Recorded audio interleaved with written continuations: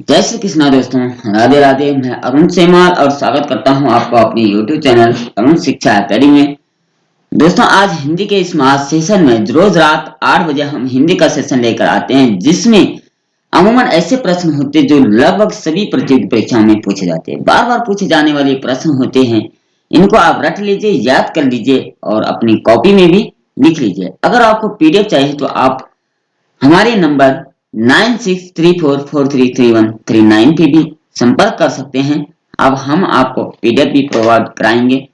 इसके लिए आपको चैनल सब्सक्राइब करना होगा और कमेंट में जय श्री कृष्ण लिखते हुए आज का सेशन शुरू करते हैं। इससे पहले कि अगर प्लेलिस्ट में आपने देखने तो वो वीडियो भी आप देख सकते हैं। पहला प्रश्न आज का होगा, दर्शन का तद्भव रूप क्या है? दर्शन का तद्भव रूप क्या होगा? दर्श, दर्शन, दर्शन और दर्श। तो प्रश्न 1 का जो राइट आंसर होगा वह होगा आपका सी ऑप्शन, दर्शन ऐसा लिखा जाएगा। ठीक है ना। इस दर्शन का जो तद्भव रूप होगा, ठीक है, ये जो है ये दर्शन मूर्धन्य सा वाला, इसमें आ गया आपका तत्सम शब्द।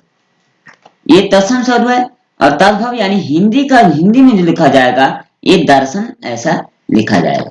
ठीक है ना। ये नहीं लिखा जाएगा और ये भी नहीं होगा दर्शन और ये भी नहीं होगा दर्श, बल्कि दर्शन इसको हिंदी में लिखा जाएगा। ठीक है। प्रश्न नंबर 2 की बात करें अगर यहाँ पर, गाड़ी किस प्रकार का शब्द है? गाड़ी जो है यानी चलने वाली गाड़ी, वो किस प्रकार का शब्द होगा? देशी, आगत, विदेशज, ये विदेशी। तो प्रश्न 2 का जो राइट आंसर होगा वह होगा देशी। ठीक है ना।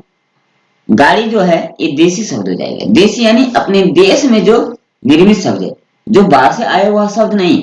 बाहर से आया हुआ शब्द आगत या विदेशज कहलाएगा, विदेशी भी कहलाएगा। लेकिन देशी का मतलब अपने ही देश में, अपने ही समाज में जो प्रयुक्त हुआ शब्द है। ठीक है, याद रखिएगा। प्रश्न नंबर 3 की बात करें अगर यहाँ पर, पहचान का तत्सम शब्द क्या होगा? पहचान, ये क्या है? तद्भव रूप है पहचान का। इसका तत्सम शब्द यानी संस्कृत का रूप क्या होगा? प्रज्ञान, प्रत्यभिज्ञान, अवधान, या अभिधान। तो प्रश्न 3 का जो राइट आंसर हो जाएगा यहाँ पर वह हो जाएगा आपका बी ऑप्शन, यानी प्रत्यभिज्ञान। पहचान को अगर हम संस्कृत में कहेंगे तो क्या कहेंगे? प्रत्यभिज्ञान। ये इसका तत्सम रूप हो जाएगा। अवधान नहीं होगा, अभिधान नहीं होगा, प्रज्ञान नहीं होगा, बल्कि प्रत्यभिज्ञान हो जाएगा। ठीक है। प्रश्न नंबर 4 की अगर बात करें यहाँ पर, विदेशी भाषा से आए हुए शब्दों को क्या कहें?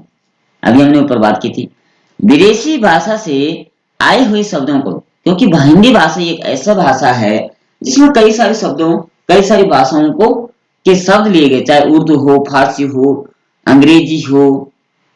ठीक है, अनेकों भाषाओं के शब्द इसमें लिए गए हैं।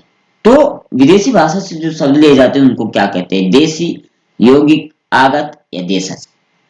तो प्रश्न 4 का जो राइट आंसर हो जाएगा वह हो जाएगा सी ऑप्शन, यानी आगत उसको कहते हैं। आगत का मतलब होता है जो विदेशी भाषाओं से आए हुए हिंदी में प्रयुक्त हो रहे हैं, वो आगत शब्द कहलाते हैं। ठीक है। प्रश्न नंबर 5 की अगर बात करें हम यहाँ पर, चाय जो है, चाय यानी जो पीते हैं, चाय के बागान होते हैं, किस भाषा का शब्द है? जापानी, अंग्रेजी, फ्रेंच या चीनी। तो प्रश्न 5 का जो राइट आंसर हो जाएगा और डी ऑप्शन आ जाएगा, चीनी भाषा का। चाय जो है चीनी भाषा का शब्द है। ठीक है ना।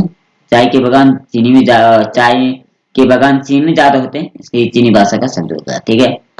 प्रश्न नंबर 6 की अगर बात करें यहाँ पर, संयुक्त को छोड़कर हिंदी में मूल वर्णों की संख्या कितनी होती है? संयुक्त को छोड़कर तो मूल वर्णों की संख्या कितनी हो जाएगी आपकी? प्रश्न 6 का जो राइट आंसर हो जाएगा वह हो जाएगा आपका सी ऑप्शन। ठीक है ना। संयुक्त की बात करें अगर, संयुक्त स्वर भी होते हैं और व्यंजन भी होते हैं। स्वर और व्यंजन की बात करें अगर तो ये 4 और प्लस 4 होते हैं, यानी कुल मिलाकर के 8 होते हैं और तब जाकर के ये 52 वर्ण बनते हैं। अगर बात करते हैं कि हिंदी में संपूर्ण वर्ण कितने होते हैं, 52 होते हैं, यानी 52 होते हैं, क्योंकि 4 स्वर होते हैं, ए, आई, उ औ, ये 4 स्वर आगे और 4 व्यंजन कौन से आगे? अक्ष, त्र, ज्ञ और स्र। ठीक है ना। इनको छोड़कर के अगर मूल वर्णों की बात करें तो 44 होते हैं, यानी 44 होते हैं। ठीक है, याद रहेगा। प्रश्न नंबर 7 की अगर बात करें हम यहाँ पर, हिंदी वर्णमाला में अंग अह क्या है? हिंदी वर्णमाला में अंग आह को क्या कहा जाएगा? अयोग्य वाह, व्यंजन, संयुक्ताक्षर या स्वर? तो प्रश्न 7 का जो राइट आंसर हो जाएगा आपका वह हो जाएगा ए ऑप्शन, इसको अयोग्य वाह कहा जाता है। अयोग्य वाह का मतलब होता है कि ये ना तो स्वर वर्ण में आते हैं और ना ही ये व्यंजन वर्ण में आते हैं, ये इनको अलग रखा जाता है अयोग्य वाह, क्योंकि ये जो प्रयुक्त होते हैं, ये जो प्रयुक्त होता है ये अनुनासिक के रूप में होता है। ठीक है, और ये जो प्रयुक्त होता है ये अनुस्वार के रूप में प्रयुक्त होता है। अनुस्वार का मतलब है ये विसर्ग के रूप में प्रयुक्त होता है, और ये जो है ये वर्ण के ऊपर प्रयुक्त होता है। ठीक है ना, याद रहेगा आपको अयोग्य वाक्य क्या होता है। व्यंजन वर्ण तो आपको पता होगा 33 होते हैं, संयुक्ताक्षर जो है ये 4 होते हैं, और स्वर जो है वो 11 होते हैं हिंदी में। ठीक है, संस्कृत की बात करें अगर तो 13 होते हैं। 13 कौन से होते हैं? एक री होता है बड़ा और एक लरी होता है। ठीक है, याद रहेगा। आगे बात करें अगर प्रश्न नंबर 8 की बात करें, हिंदी व्याकरण के अंतिम पंचमाक्षरों का उच्चारण स्थान क्या है? अंतिम पंचमाक्षर, अंतिम पंचमाक्षर क्या हो जाएगा? स्पर्श व्यंजन है ना 5। ठीक है, कवर्ग, चवर्ग, तवर्ग, पवर्ग। पंचमाक्षर यानी कवर्ग, चवर्ग, टवर्ग, तवर्ग, पवर्ग 5 होते हैं। स्पर्श व्यंजन जो है वो 25 प्रकार के माने जाते हैं, और उसी का अंतिम अक्षर जो होता है यानी गा, या, णा, ना और मा। ठीक है ना, ये जो है ये 5 वर्ण जो है इसको अगर हम पढ़ेंगे गा, या, णा, ना, मा, ये जो है इनका उच्चारण स्थान क्या होता है? तो प्रश्न 8 का जो राइट आंसर हो जाएगा वह आ जाएगा डी ऑप्शन, अनुनासिक। ये अनुनासिक, अनुनासिक वर्ण का मतलब है जो नाक से भी बोले जाते हैं और मुख से भी बोले जाते हैं। ठीक है, दो द्वित्व व्यंजन भी इनको कहा जाता है, ये नाक से और मुख से दोनों से बोले जाते हैं। ठीक है, ये आपको याद रहेगा, डी ऑप्शन आ जाएगा। ठीक है, समझ में आ गया आपकी। बात करें प्रश्न नंबर 9 की, स, श, श और ह, ये 4 जो व्यंजन वर्ण है ये क्या है? उत्क्षिप्त व्यंजन है, स्पर्श है, संयुक्त है, ये ऊष्म व्यंजन है। तो प्रश्न 9 की बात करें, ये ऊष्म व्यंजन में आते हैं। ठीक है ना, ऊष्म व्यंजन का मतलब है जिसको बोलते समय हमारे मुख से गर्म सांसें निकलती हैं, ऊष्म व्यंजन कहलाते हैं। ऊष्म का मतलब होता है गर्मी से। उत्क्षिप्त व्यंजन की बात करें तो उत्क्षिप्त व्यंजन 2 प्रकार के होते हैं, जिनके नीचे बिंदी आती है। ठीक है ना, वो उत्क्षिप्त व्यंजन कहलाता है। ये ड़, ड़ जो है ये उत्क्षिप्त व्यंजन होते हैं। स्पर्श व्यंजन 25 होते हैं। ठीक है ना, और संयुक्त व्यंजन जो है वो 4 होते हैं। ठीक है, याद रहेगा आपको, समझदार है आप लोग। ठीक है, प्रश्न नंबर 9 की 10 की अगर बात करें,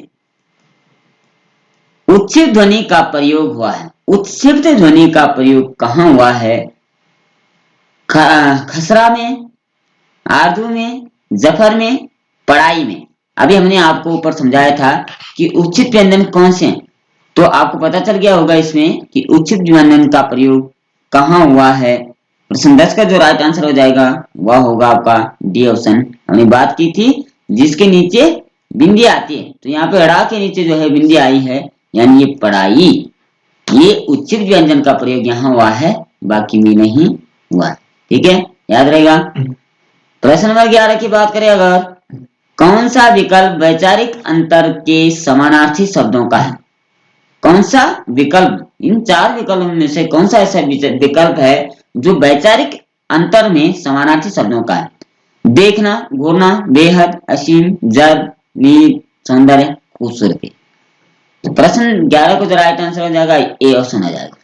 क्यों होगा? भिन्न क्यों होगा? अलग क्यों है? क्योंकि एक तो देखना हो गया और एक घूरना हो गया।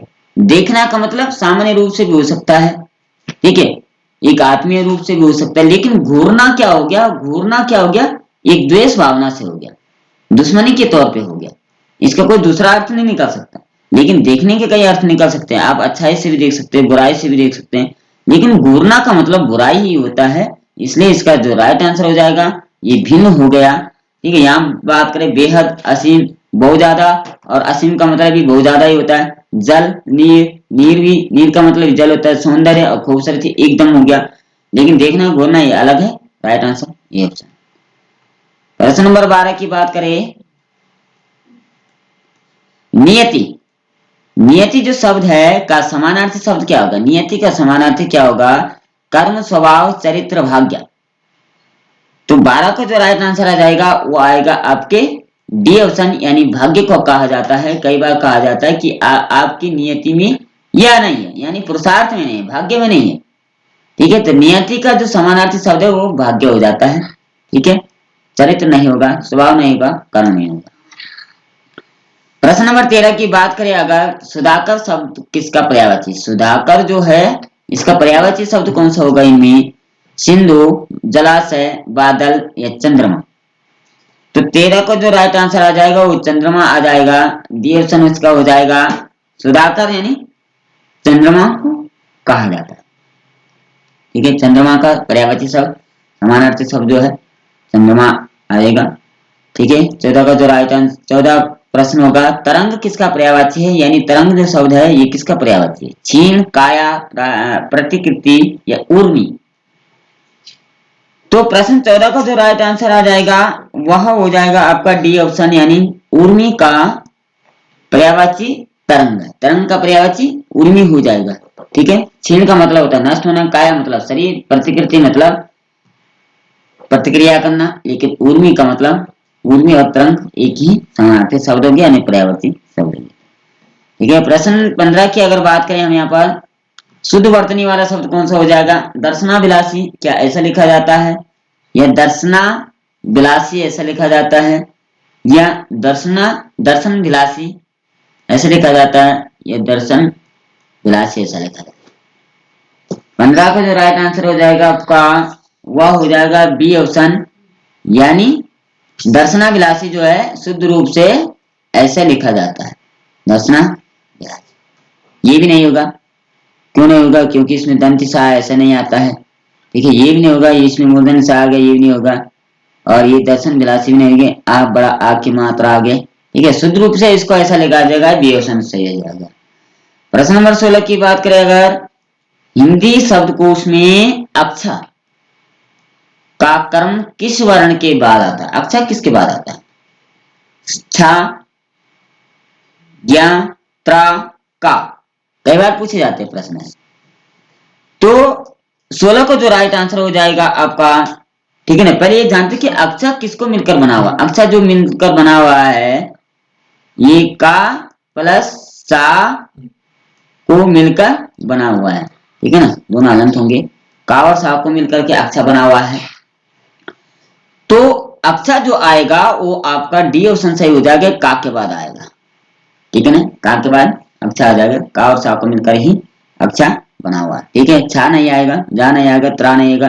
त्रा जो मिलकर बना हुआ है ये ता प्लस रा को मिलकर बनाया हुआ है, संयुक्त स्वर, एक संयुक्त व्यंजनी माने जाते हैं। ये जा जो ज्ञान जो है जा और या को मिलकर बना हुआ है। ठीक है, याद रहेगा बहुत अच्छे से।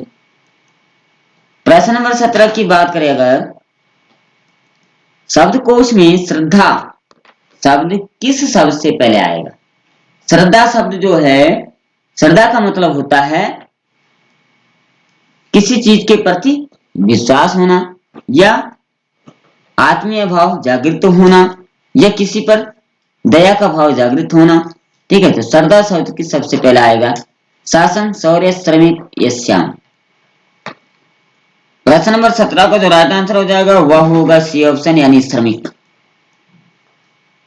ठीक है ना, श्रद्धा यानी परिश्रम करने से ही श्रद्धा जाग उठेगी।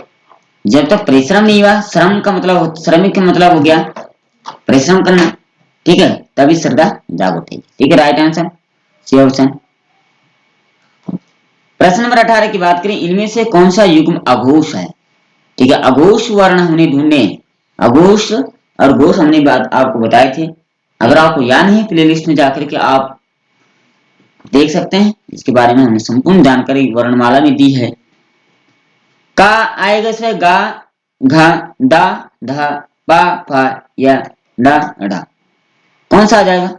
प्रश्न 18 का जो राइट आंसर हो जाएगा वह होगा आपका सी ऑप्शन, पापा। कहने का मतलब है कि अघोष व्यंजन कौन से होते हैं? जो स्पर्श व्यंजन है 25, कवर्ग, चवर्ग, टवर्ग, ठीक है ना, कवर्ग, चवर्ग, टवर्ग, टवर्ग और पवर्ग, ये 5 आते हैं। इनमें से जो वर्ग का पहला, दूसरा और तीसरा वर्ण होते हैं ये अघोष होते हैं। चौथा और पांचवा जो आएगा आपका वह आ जाएगा घोष वर्ण। पहला, दूसरा, तीसरा अघोष, चौथा, पांचवा घोष, सघोष।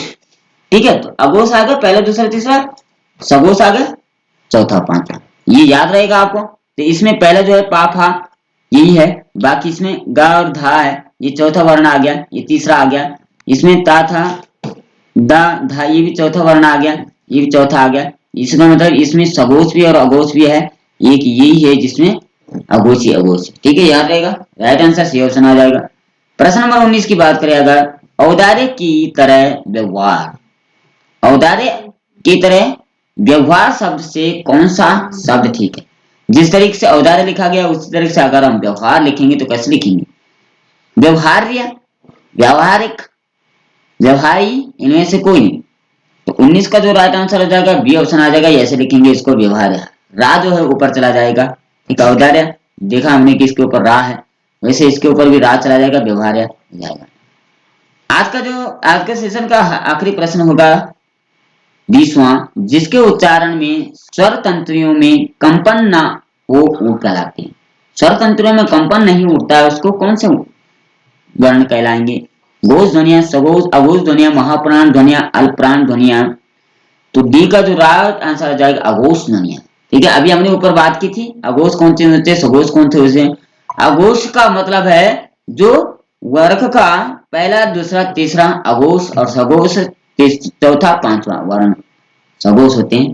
तो ये अघोष वर्ण यानी पहला, दूसरा, तीसरा वर्ण, ये अघोष ध्वनिया आती है जिनमें कंपन नहीं होता है। ठीक है, तो कुल मिलाकर के 20 प्रश्नों का आज हमने यहाँ पर अध्ययन किया। आशा आपको वीडियो पसंद आई होगी। अगर आपका पीडीएफ चाहे तो हमारे नंबर है 9663433139। आप इस पे मैसेज कर सकते हैं, हम आपको पीडीएफ दे देंगे। ठीक है, चैनल सब्सक्राइब करो और कमेंट में जय श्री कृष्णा अवश्य लिखें। आज के लिए इतना ही, जय श्री कृष्णा, राधे राधे।